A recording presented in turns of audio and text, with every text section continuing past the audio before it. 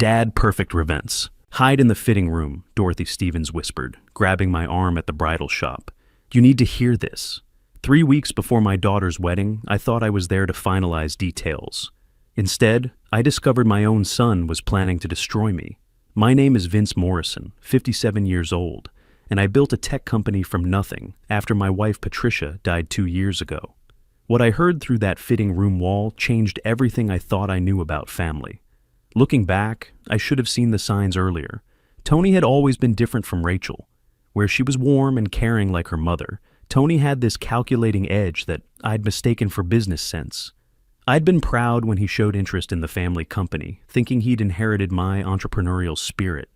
Patricia used to worry about his selfishness, but I figured he'd grow out of it. Boys mature slower, I told myself. After Patricia's funeral, Tony became more attentive, more helpful, more interested. In the business finances, I thought grief was bringing us closer together. What a fool I was. Through the thin barrier of that fitting room wall, I listened to my son Tony, 29, laugh about putting me in a nursing home. My daughter Rachel said nothing to stop him.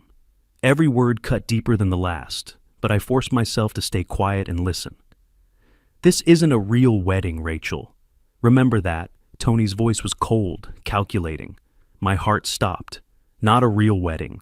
Everything I'd imagined, every father-daughter moment I'd anticipated, was an elaborate lie. A woman's voice joined them. Nancy Wright, supposedly Rachel's wedding planner. Sorry I'm late, traffic was terrible. Tony sounded relieved. Good. Let's review the timeline one more time. Rachel's voice carried anxiety. What if someone hears us? Tony laughed dismissively. Relax. Dorothy's at the front desk. Who else would be here? I was one wall away, separated by mere inches of plaster and betrayal. The irony wasn't lost on me. I'd taught Tony to be thorough in business, to check for problems before making deals. Now he was using that same methodical approach to rob me blind. Nancy's voice shifted to business mode. 3 weeks from today, Rachel marries Kevin Foster, Tony added casually, real name Kevin Mitchell, actor from Miami. $25,000 cash. Rachel asked uncertainly. But the marriage license is real, right? Nancy confirmed. Yes, legally binding, but we file for annulment after 6 months. Tony explained like discussing a merger, simple purpose. A married daughter gains access to the family trust funds. My mind reeled. Kevin Foster, the man I'd welcomed into my home, taught to play poker, shared beers with during football games, an actor, a hired performer in this theater of deception. I remembered how impressed I'd been with his questions about the business, his interest in my stories about building the company, all research for his role. Tony continued laying out their scheme. The day after the wedding, Rachel activates the power of attorney. Nancy responded efficiently. I have the paperwork ready, completely legal. Tony's voice took on a greedy edge. We transfer funds to offshore accounts. We're talking $850,000, sweetheart. Rachel hesitated. Won't Dad notice right away? Tony's laugh was cruel. By the time the old man figures it out, it'll be too late. Nancy added, the money moves through shell companies, untraceable, $850,000. Not everything I had, but close to it. The number represented 30 years of 12-hour days, missed family dinners, weekend work sessions. All those times Patricia asked me to slow down, to spend more time with the kids, and I'd said I was building their future. This is what my sacrifice had bought me. Children who saw me as an obstacle to wealth they hadn't earned. Rachel's voice wavered. Do we really have to put Dad in a nursing home? Tony's response was, ice. Yes, he'll notice the money. We need him out of the way, Nancy explained methodically. Dr. Stevens will. Evaluate him, declare him mentally incompetent, Tony added. Cognitive decline from stress. Very believable. Rachel's voice broke. But he's my father. Tony snapped back harshly. He's a rich old man, and we're not.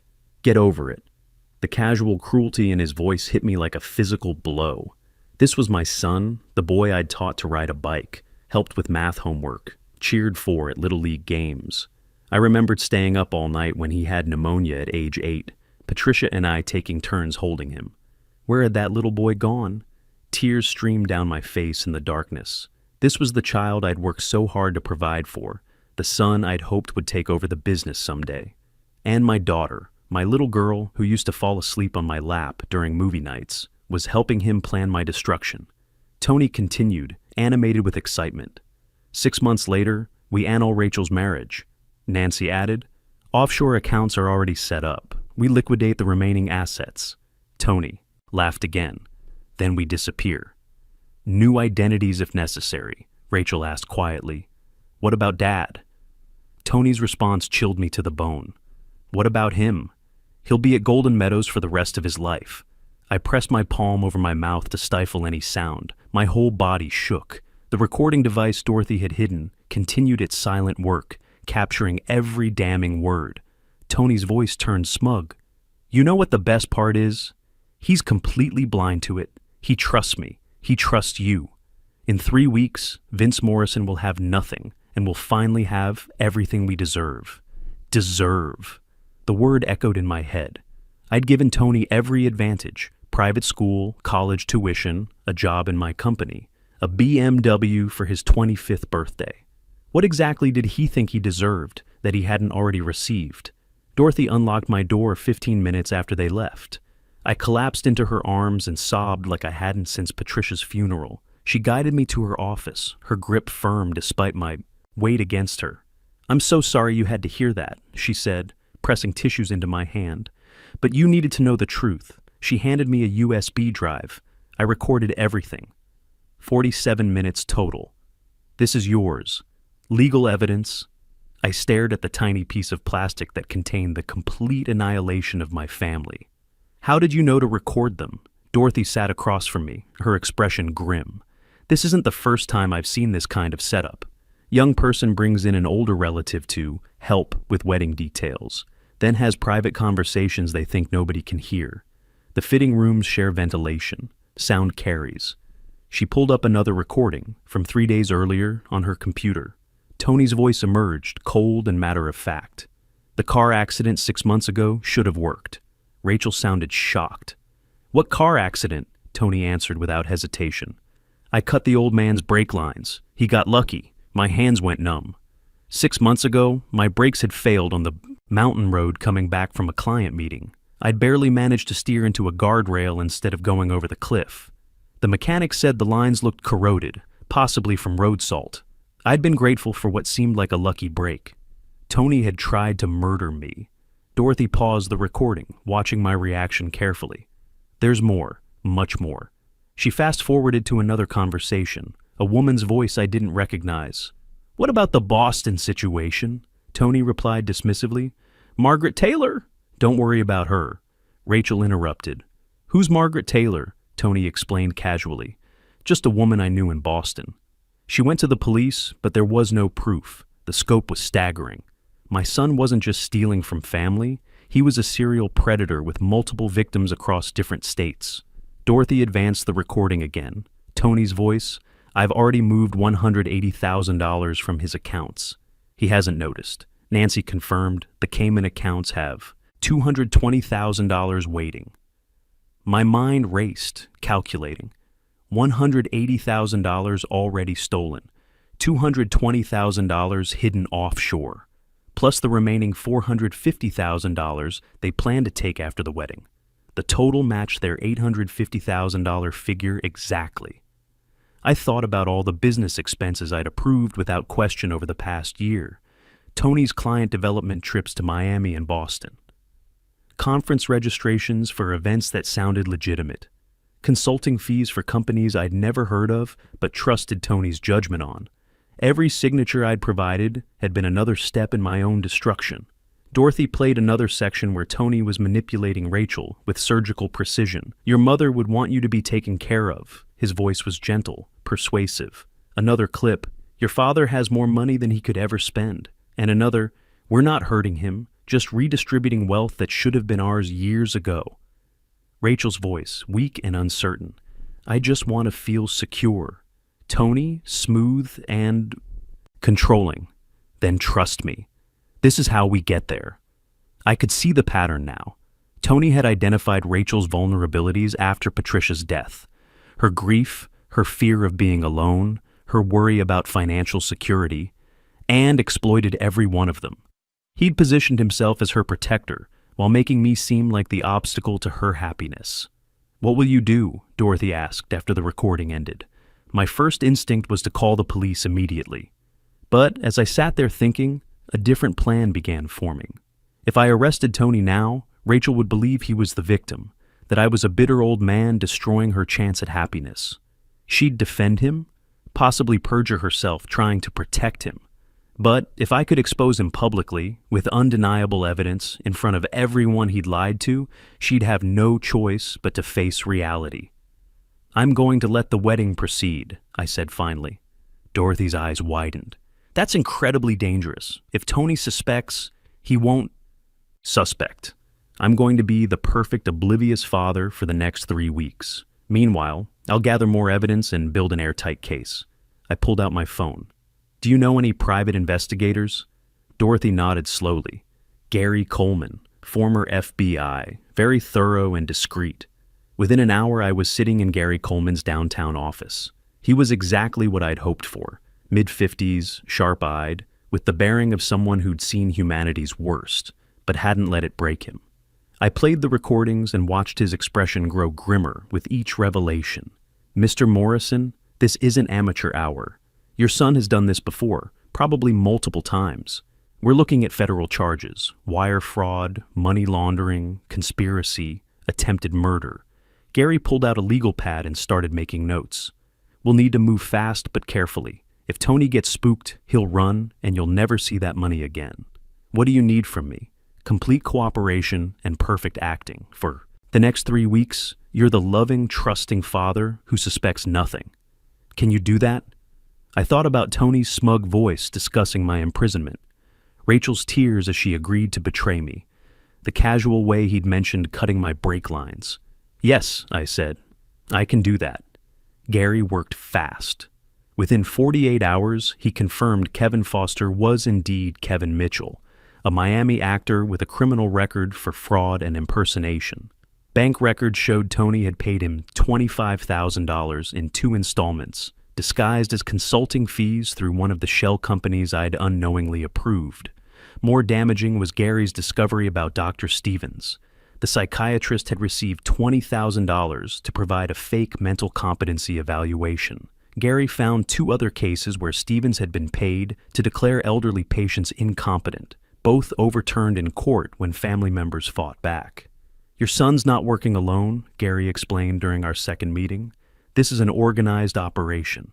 Nancy Wright was disbarred in Massachusetts for client fund misappropriation. She's been operating as an illegal consultant for people running financial scams. But the breakthrough came when Gary located Margaret Taylor in Boston. "Mr. Morrison," her voice was steady over the phone, "my name is Margaret Taylor. Gary Coleman told me you're investigating Tony Morrison. I want to help because he destroyed my life too." She told me her story. 2 years ago, she'd met a charming young man named Matthew Reed at a charity gala. She'd just lost her husband to cancer 6 months earlier. Matthew was attentive, understanding, seemed to know exactly what she needed to hear. We dated for 4 months. He proposed. I was grateful to feel alive again. He said he was starting a consulting business, needed investment capital. Over 3 months, I transferred $400,000 to accounts he controlled. My stomach turned. The pattern was identical. Then 2 days before our wedding, he vanished. Phone disconnected, apartment cleared. Out.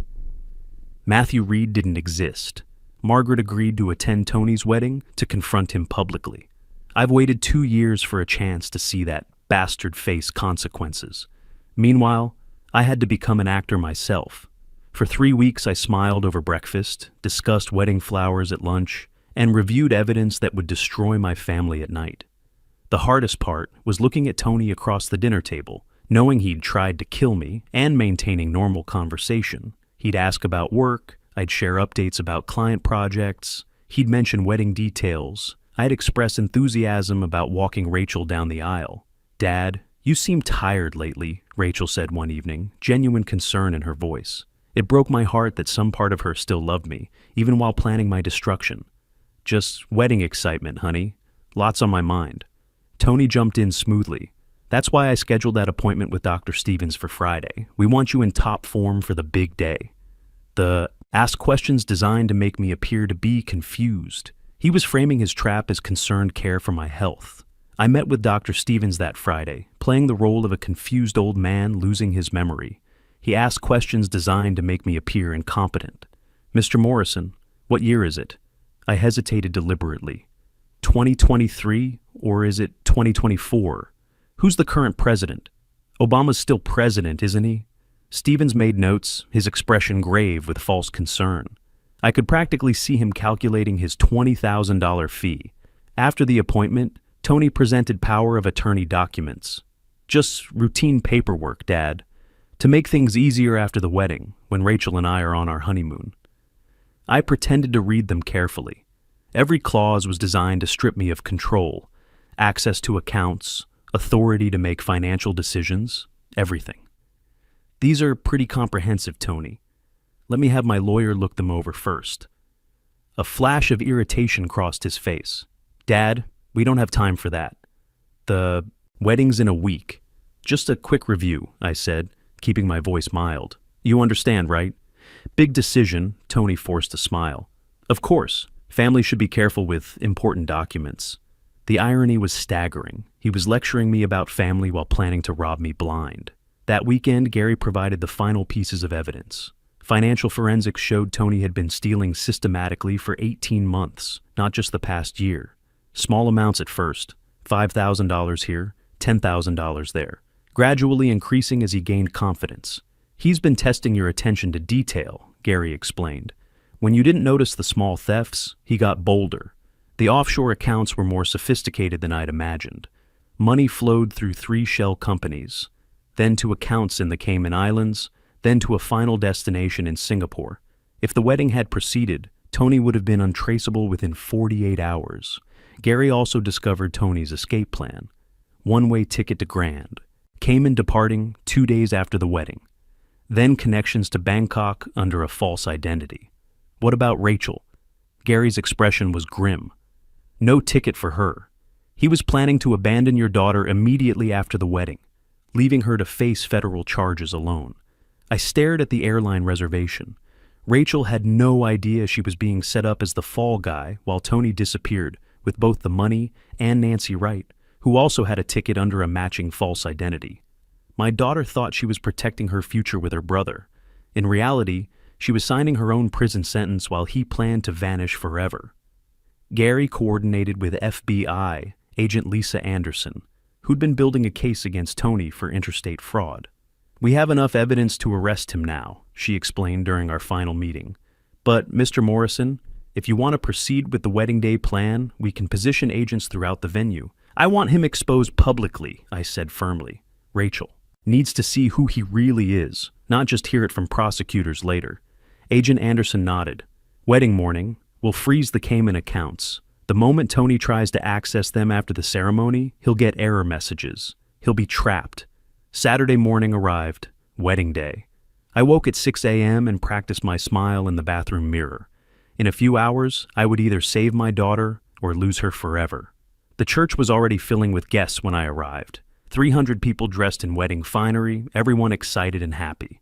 FBI agents positioned throughout the crowd looked like ordinary wedding guests. Margaret Taylor sat in the back row, elegant in navy blue, waiting for her moment of justice.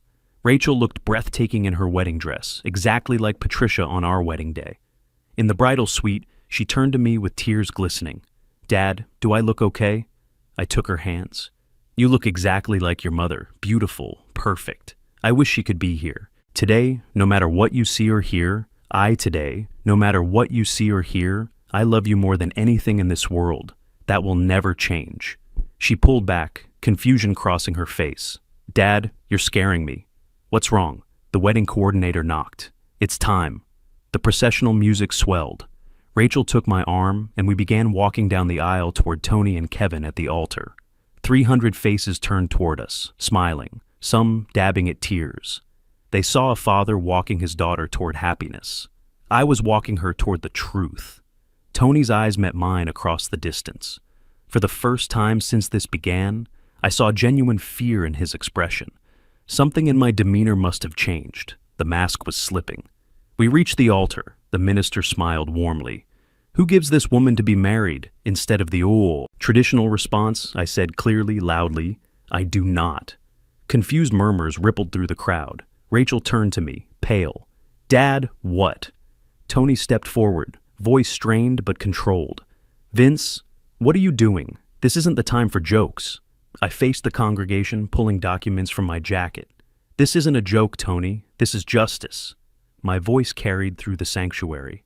3 weeks ago, I discovered my son and daughter have been conspiring to steal my fortune, declare me mentally incompetent, and imprison me in a nursing home. This wedding is a fraud designed to access family trust funds. Gasps erupted throughout the church. Tony's mask finally cracked completely.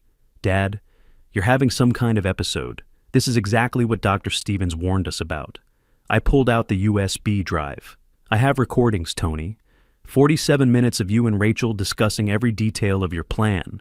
Your fake marriage to Kevin Foster here, who is actually actor Kevin Mitchell, hired for $25,000. Kevin's shoulders sagged in defeat. It's true, I'm an actor. It was supposed to be just a job. I have forensic accounting reports, I continued, showing you've stolen $850,000 over 18 months. I have evidence you cut my brake line 6 months ago, attempting to murder me. I have proof Dr. Stevens was paid $20,000 to falsify a mental competency evaluation. The church erupted in chaos, people shouting, crying, trying to process the revelations. Tony's face had gone from pale to crimson. You're insane! Rachel, tell them your father is losing his mind.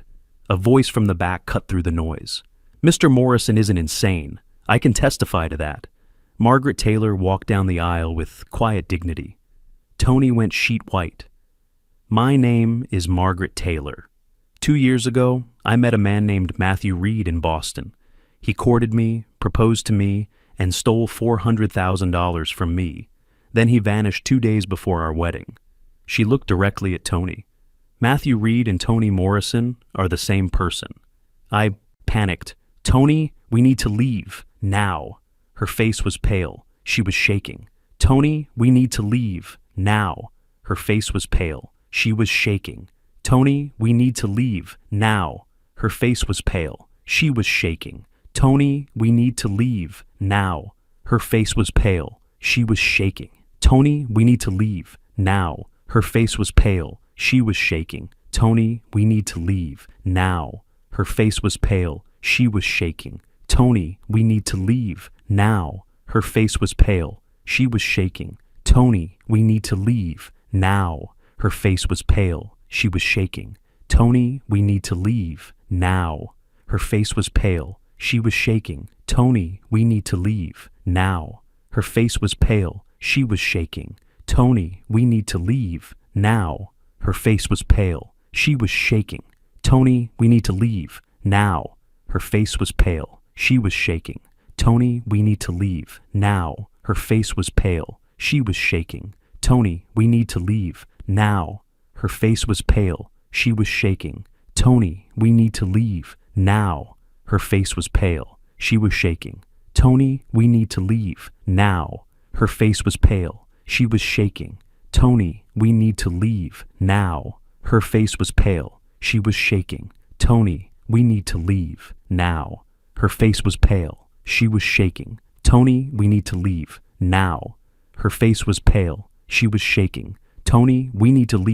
Now. Her face was pale. She was shaking. Tony, we need to leave. Now.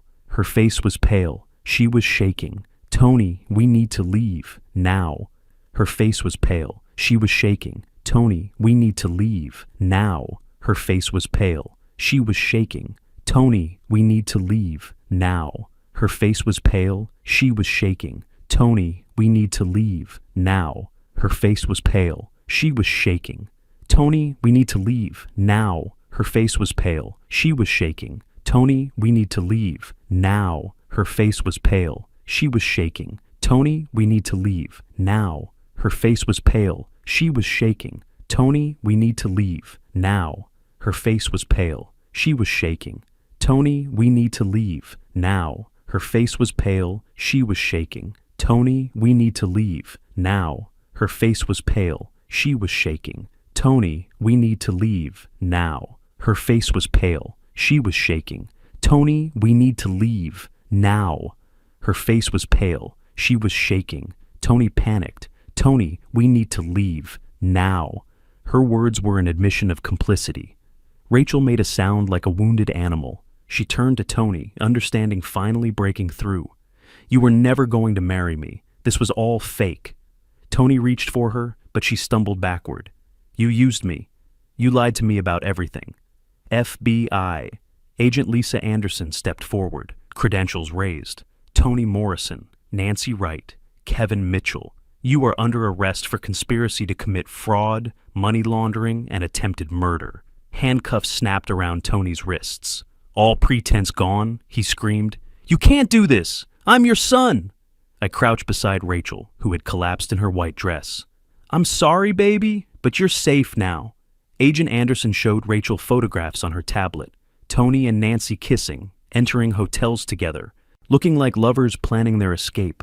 Rachel stared at the images in devastation. For how long? "At least 18 months, Anderson explained. They planned to leave together 2 days after the wedding.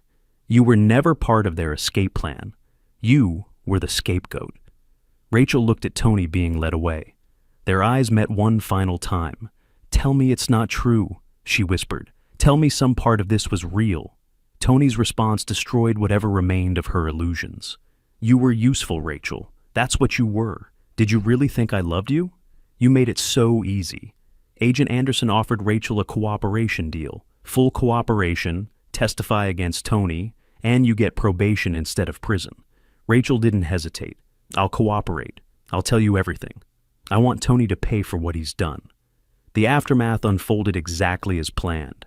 Tony faced 15 federal charges, receiving 18 years in federal prison. Nancy got 12 years. Dr. Stevens received 8 years and lost his medical license. Permanently. We recovered 85% of the stolen money. But the real victory wasn't financial. It was saving Rachel's life. During the investigation, we learned Tony had researched methods to stage accidents for people who became inconvenient. My daughter would have been next. Rachel kept her cooperation deal. 3 years probation, 500 hours community service, mandatory therapy. The guilt in her eyes was punishment enough. We're rebuilding slowly. Dinner twice a week, careful conversations where we both try to find our way back to being father and daughter. Trust takes time to heal, but love endures. Sometimes protecting the people you love means destroying the world they think they want. It's a terrible choice, but it's the choice that saves lives. Don't ignore the red flags. Act before it's too late. Because once wolves get inside your home, removing them costs everything, but letting them stay costs more. Sometimes protecting the people you love means making the hardest choice of your life, watching their world crumble so they can survive what's coming next. The most dangerous predators aren't strangers in dark alleys. They're the ones who know exactly which emotional buttons to push because they've been watching you for years, learning your weaknesses, and calling it family.